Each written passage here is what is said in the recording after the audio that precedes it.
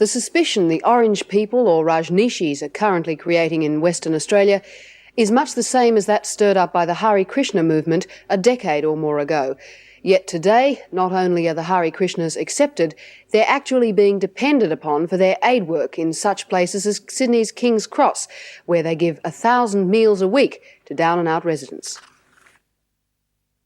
The shuffling feet are reminiscent of the 30s, but the background music is no longer "Buddy, can you spare a dime?" Hare Krishna, Hare Krishna, Krishna Krishna, Hare Hare. This is a modern-day soup kitchen in Sydney's King's Cross, and just part of the charity distributed daily by the Hare Krishna movement around the world. Although the derelicts, the drug addicts and the homeless are the main recipients of Hare Krishna welfare, up the stairs of their King's Cross temple, a dining room equal to any upmarket restaurant. The food is still free, but the atmosphere is designed to tempt a better class of clientele. Amongst the diners this night, the Rev Ted Noffs, whose Wayside Chapel, just down the road, has struggled to bring religion against the tide to the godless King's Cross for a generation. Hare Krishnas, in a way, I think in the 21st century will fulfil the role that Salvation Army fulfilled, say, in the 18th and 19th centuries. But all those meals cost money. Where does it come from? Yeah, well, God is signing the checks. He may not personally sign them, but through different means, he's making so much wealth available for these purposes. The Krishna devotees say they have the resources to serve an infinite number of meals, and whatever the demand, they'll stretch to meet it. David McLaughlin for 7 National News. Mr Yabsley, as a politician, what do you think of the work that the Hare Krishnas do here in King's Cross, your electorate? In terms of meeting the physical needs of many people in the King's Cross area, I think the work that they are doing is marvellous, particularly in view of the fact that there is total independence from government and absolutely no desire to develop any dependence upon government. And in this day and age, that's a singularly great achievement. At the same time, there's obviously a very profound spiritual element combined with that I know very little about, but I can see a very deep faith there. Are they fulfilling a role that perhaps government agencies should be fulfilling? No, I don't think so. I see it that independent organisations can do a far better job than government will ever hope to be able to do in the area of providing welfare for those people who need it.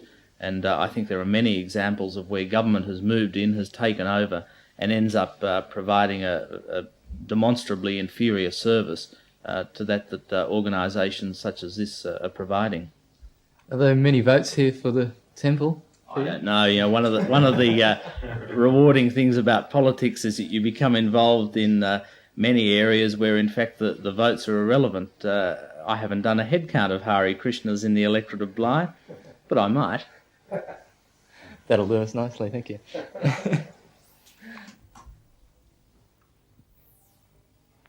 All right. Okay. Pratapana, is there a philosophy behind the meal distribution service?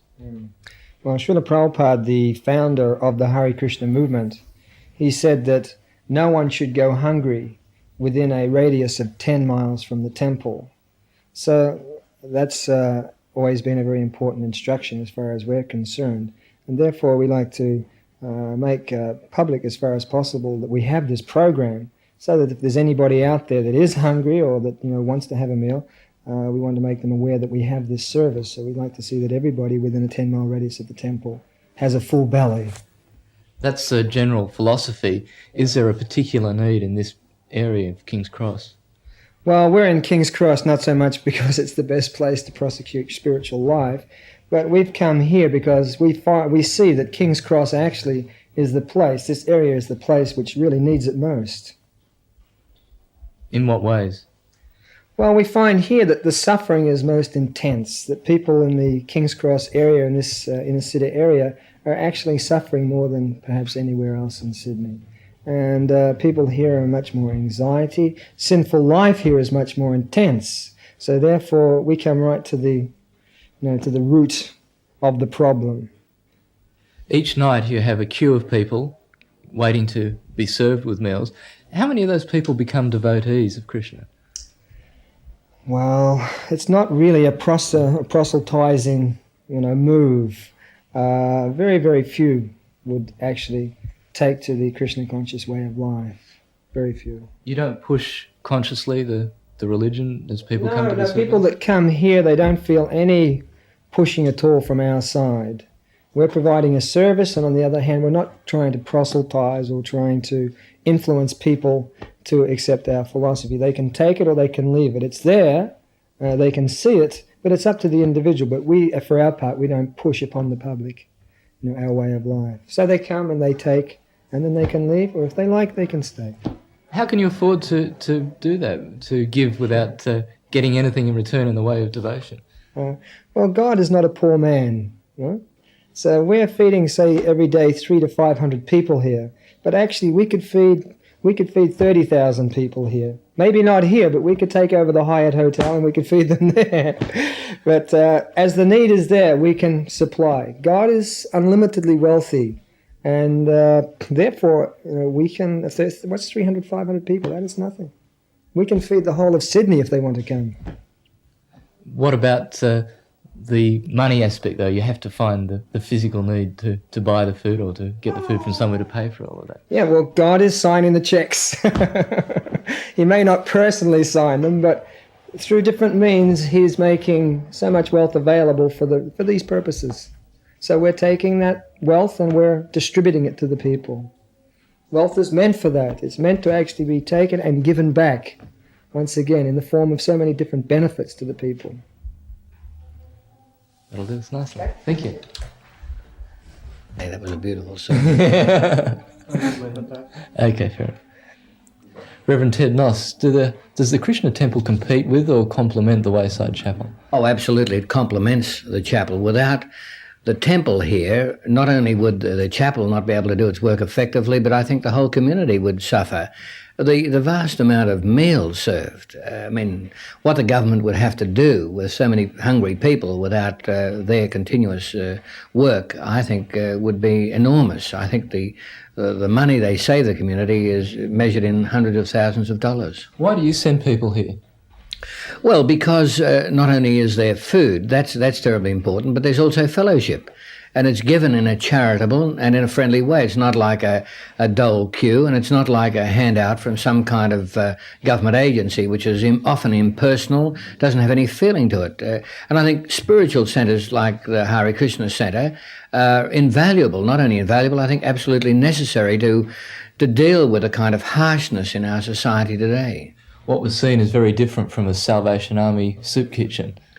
Well, actually, you've hit the nail on the head. In a way, the Hare Krishnas are the updating of the Salvation Army. You see, the music is a factor of their whole presentation. The uniform or the way they dress is in a kind of a uniform. And not only that, the smiling face, the generous attitude, and of course the spiritual word of encouragement. All of that is virtually what the Hare Krishnas have become to the world in the 20th century, the Salvation Army, although the Salvation Army is working up here and it still has a job to do. But Hare Krishnas, in a way, I think in the 21st century will fulfill the role that the Salvation Army fulfilled, say, in the 18th and 19th centuries. And you applaud that service? Oh, absolutely. I think that we lose sight of the fact that all of our welfare work begins with spiritual activities such as this. We see a drug centre. We see a health department. We see an education department. They didn't start off as a result of political action and political decisions. They began with some person saying, look, we've got to teach these children something. And so you have a whole education department evolve. You find somebody who's dealing with the sick, and so you have the Catholics building a great big St. Vincent's Hospital. And after a while, government departments become so big and they say, we did it all. They did nothing. The real welfare work in the world began with places like this temple. This is the real spiritual work of this city at this moment, and the real welfare work, because it's not just a handout. It's a handout with something else, human compassion, and it gives welfare a human face. That'll do us nicely.